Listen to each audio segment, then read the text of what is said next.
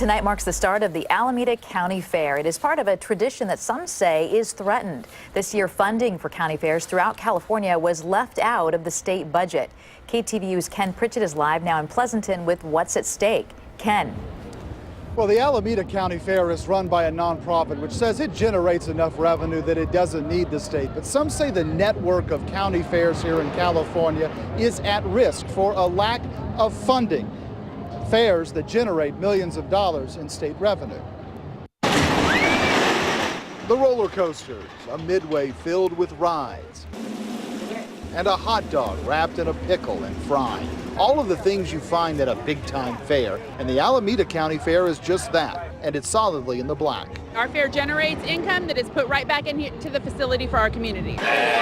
But smaller fairs more centered on ag and rural areas face a crisis. We do a couple fairs down in Bakersfield, Fresno, Chowchilla. The kind of fairs where Alyssa Hasty shows her prize Black Angus heifer. Without fairs, it would kind of be a moot point, some of the things we do. Fairs like Alameda County can afford infrastructure improvements, but the California Fairs Alliance says smaller fairgrounds are crumbling. A few years ago, county fairs received $32 million a year from the state. In 2011, that funding was cut to zero and has not been restored. This as California's 76 fairgrounds generate $126 million in state and local taxes. While big fairs are safe, the concern is smaller fairs could close for a lack of funding, worrisome to future ag leaders owning their trade.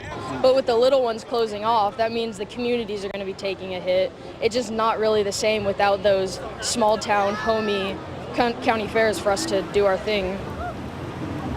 County fair backers were seeking $20 million of the $32 million they lost, and they say the crumbling infrastructure at these county fairgrounds is a matter of public safety because these fairgrounds often serve as staging areas during times of natural disaster. In Pleasanton, Ken Pritchett, KTVU Channel 2 News.